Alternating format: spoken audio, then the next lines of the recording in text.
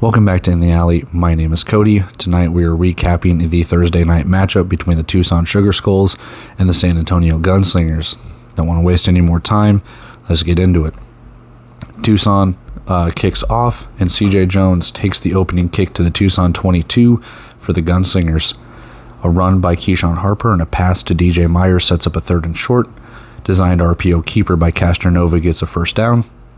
Castronova shaken up on the play, and Caldwell comes in. He is into the game, and as a personal foul moves the San Antonio ball half the distance in their favor. Caldwell run, followed by a nice pass to Upshaw, and makes a first and goal at the 1 yard line.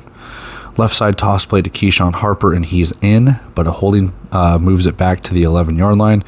Castronova back into the game now. He scrambles, escapes pressure, and finds a wide open Keyshawn Harper at the goal line. Touchdown, Gunslingers. Extra point by Stevens is good. 7-0 San Antonio. Ensuing kickoff, TC Stevens drops a big fat deuce on Tucson. 9-0 San Antonio. Terrence Gibson starts the game at quarterback. Malik Mitchell nowhere to be seen. Gibson connects with Chris Jackson, and he runs to the 21 of San Antonio. RPO handoff hits the turf, and Gibson falls on it for a fumble. RPO keeper this time by Gibson. He gets 9. Gibson can't pick up the first down, and now it's 4th down for the Sugar Skulls. Tucson going for it, and Billy Back is going to challenge. They lose the challenge. So again, 4th down, and Tucson gets stuffed. Gunslingers take over. A holding and an incomplete make a second and 16 for San Antonio. Deep shot is overthrown, bringing up a 3rd and 16. Castronova throws in it short of the first down. 4th and 12 upcoming. And oh man, DJ Myers wide open for the touchdown. Castronova chucks it deep, and he is wide open. No one around him. Extra point good. 16-0 Gunslingers. Ensuing drive, Gibson tries his own touchdown deep shot, and it's incomplete against the wall. Gibson runs and carries tacklers with him, but still comes up short of the 3rd down. 4th and 1 for Tucson after that. San Antonio challenges and fails, saying that Gibson hit the wall on the run. 4th and 1 upcoming. Gibson off the right side, and he gets a first and goal. We reach the end of the first quarter. 16-0 Gunslingers lead. Second quarter, 3rd and goal for Tucson as 2 runs gain minimal yardage. Gibson bobbles the snap a little bit, but tosses it to Mike Jones, who gets it into the end zone. Touchdown, Tucson. They go for 2. Gibson on the counter play. It's 16-8 as he gets in for the 2-point conversion. Callie Rashad gets tackled at the 5, and San Antonio sets up shop for another drive. Incomplete and a false start make it 2nd and 15 for San Antonio. And here we go again. Castronova scrambles right side, and no one is anywhere near him on either team. He is just broad daylight. He gets it to the 19 of Tucson on a long run. Keyshawn Harper run, and an Upshaw quick catch makes it 3rd and 6 for San Antonio. Got to convert and keep pressure here on Tucson. Rashad on a swing pass, and he jukes a couple defenders and picks up enough for the first. DJ Myers with the catch, outruns his defenders, stretches the ball over the goal line for a touchdown. Extra point by TC Stevens is good, 23-8 Gunslingers. Ensuing Tucson drive, Gibson with a deep shot, and it's intercepted by Papillon. It's just a miscommunication. He threw it to the left side of the end zone. They were on the right side. Papillon was all alone just catching the pass. He returns it to midfield, and a flag moves them half the distance closer. DJ Myers is held on what would have been a touchdown. San Antonio moves again, half the distance closer. Castronova keeper off the left side, and he slips his way into the end zone. Another touchdown for San Antonio. It is out of hand at this point. Extra point is good, 30-8 Gunslingers. Tucson needs something here. They got to get a touchdown and hope there's a chance. You've wasted enough time before the half ends. You cannot let San Antonio get the ball so far ahead right now. It's an incomplete and a catch by Jalen Marshall. It sets up 3rd and 3 for Tucson. Gibson with an RPO keeper picks up the first, but a blindside block will negate it. 3rd down again. Stream dies with 4:32 to play in the first half. A new stream is created, and it's 1:22 to play, so we've missed about 3 minutes of play time. Looks like Tucson's moved the ball to a 1st and goal. We reach the 1-minute warning. After the 1-minute warning, Gibson scrambles, followed by a Mike Jones run, who scores off the right side on a stretch play. 2-point is no good as San Antonio stuffs Gibson, 30-14 Gunslingers. San Antonio's next drive, Castronova scrambles, and a Rashad bobbled catch brings up a 3rd and 4. Upshaw behind a defender and takes a hit in the end zone, but he holds onto the ball as he takes the hit, and San Antonio scores right before the half. Again, Tucson could just not let that happen. Extra point good, 37-14, Gunslingers all over. 12 seconds after a squib kick return for Tucson, Gibson overthrows, 8 seconds left. Gibson underthrows, 4 seconds left. Fatino's field goal attempt is no good. Halftime, 37-14, San Antonio leads. Coming out to start the second half, Tucson gets the ball at midfield. Gibson run followed by a Mike Jones run gets a first down. Gibson RPO freezes the defender, and Tucson tacks on a touchdown of their own for a Gibson run. 2-point attempt for the Sugar Skulls is good, as McCall shakes his defender, makes a dive to get the catch in the end zone. 37-22 Gunslingers. Tucson just doesn't really have much of a passing game. It's pretty much kind of been hit or miss, deep shots, stuff like that. San Antonio needs to capitalize on this. Keyshawn Harper with a big gain up the middle on the left side deep into Tucson territory for a first down. Great blocking by the wide receivers on that play. Castronova is sacked by Azinwa, but is penalized for a face mask. I didn't see a face mask, but I only caught one angle of it. Refs probably saw something different. We move on, first and goal San Antonio after the penalty. Castronova and Naquan Murray is wide open, but he overthrows him in the back of the end zone. Tucson becoming a little unhinged right now with these penalties. Got to get it together. Cannot keep giving San Antonio second and third chances. Hardy is down for San Antonio on the offensive line. Castronova gets redemption as he finds Naquan Murray, this time for the touchdown, I believe, on the right side. Extra point is good, 44-22 San Antonio. 7 minutes left in the third, and I'm calling it right here. San Antonio's winning this thing. Kerrigan hauls in his first touchdown catch as Gibson takes a deep shot and connects after San Antonio's drive. 2-point conversion is no good, 44-28 San Antonio leads, but kind of a back and forth right there. Harper rushed for no gain, and a drop by Callie Rashad brings up a third down for San Antonio. Naquan Murray makes a catch, shakes off 2 defenders, and gets flagged for taunting as he goes into the end zone. Touchdown will not count. 3rd and 2 after the penalty becomes 4th down after a rush for just a yard. Castronova scrambles for the first, and we reach the end of the third quarter, 44-28 Gunslingers. Quick few plays in this 3rd and 5 for San Antonio. Myers catch and picks up the first down, brings a 1st and goal to the 1. San Antonio is stuffed, and Azin was hurt on the play for Tucson. Upshaw, almost said a bad word. Upshaw in the back of the end zone, and Castronova finds him for the touchdown. Extra point is good, 51-28 San Antonio. And just like that, TC Stevens drops another big fat deuce on Tucson, 53-28. Tucson ensuing drive, Gibson with another deep pass to Kerrigan again, and he gets to the San Antonio 7. Mike Jones off the left side, and he gets into the end zone. 2-point conversion is good, 53-36. Tucson not going away, but it's a little out of reach at this point.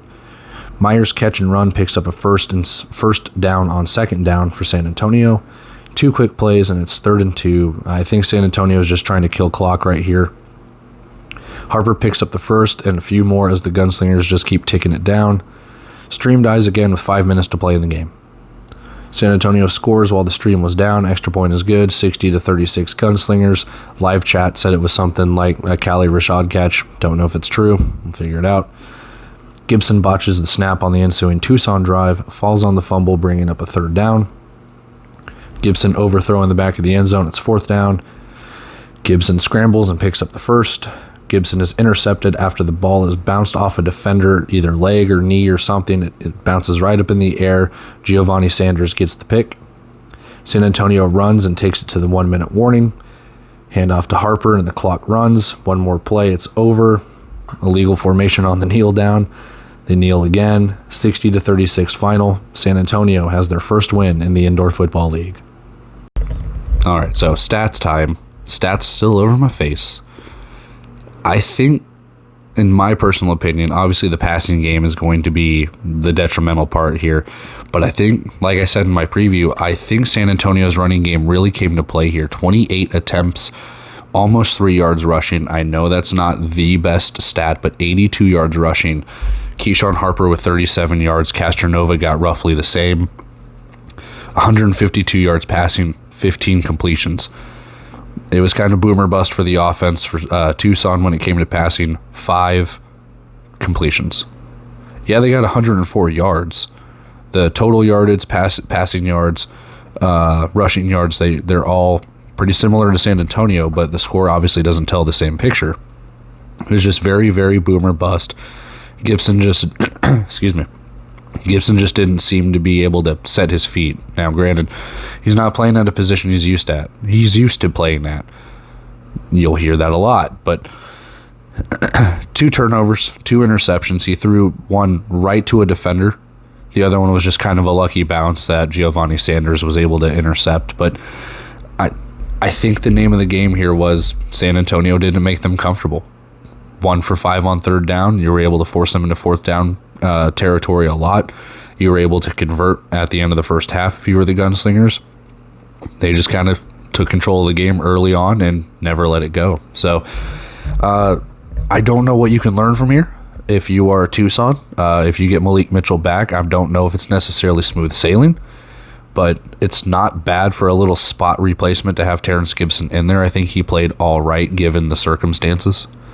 So that's really where we're at. DJ Myers popped off. Really, a lot of the wide receivers popped off, but DJ Myers, 6 catches, 75 yards, 2 touchdowns.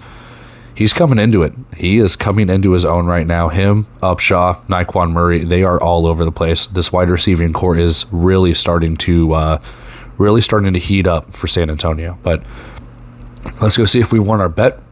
We'll recap and we'll get out of here. We won our bet, all right. So, recapping and wrapping up here. Aaron and I both predicted San Antonio to pull the upset. They did, so cool. I think the big thing is probably Terrence Gibson starting at quarterback for Tucson. I will be probably not the first to think this, but even if Malik Mitchell had started this game, I still think San Antonio wins it. I know I predicted it, but just the way that Tucson just did not look comfortable on offense. The timing routes looked off. I don't know if Malik Mitchell being in there would have made a bigger difference. San Antonio looked really good defensively. 2 interceptions. They got after pressure, things like that. They forced Gibson to scramble. Now, Gibson scrambling might be because he's just not comfortable in the quarterback position. And I didn't necessarily see his feet set too much. He was kind of bouncing his feet as he was in the pocket, just waiting for a chance to run, which they did that quite a bit. A lot of RPO design plays and stuff along those lines. So San Antonio capitalized on that. You can't really sit there and be like, well, if Malik Mitchell would have started, like, no, San Antonio won. Let's not take away from the victory here. Does it suck that he didn't play?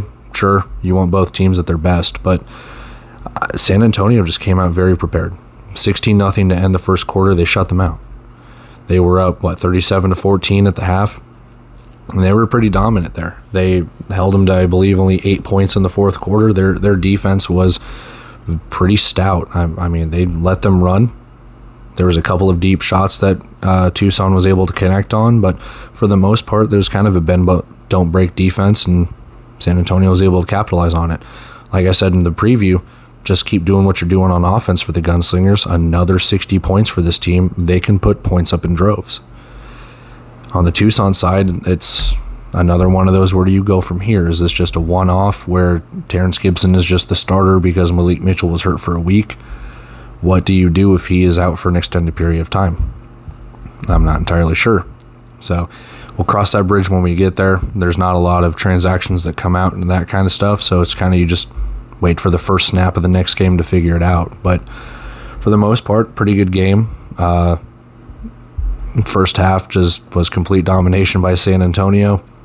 Tucson tried to get back into it a little bit. They were down by 17 at one point, chance to kind of get in it, and San Antonio shut the door. I think the turning point, to be brutally honest with you, was when San Antonio went up 16-0. It was just, they are not messing around this time. So kudos to San Antonio. Congrats on the first win. As for Tucson, got a lot of answers to come up with and not a lot of time to do it. So I know San Antonio has back-to-backs against Frisco coming up, so it's not like the road gets easier for the Gunslingers, but this will be a fun test for them to play their in-state rival back-to-back weeks. So that being said, I'm taking off here. We've got game on Friday, Green Bay and Sioux Falls. We'll preview that. We'll recap. And then we've got a big old Saturday slate. That being said, taking off here, guys. See ya.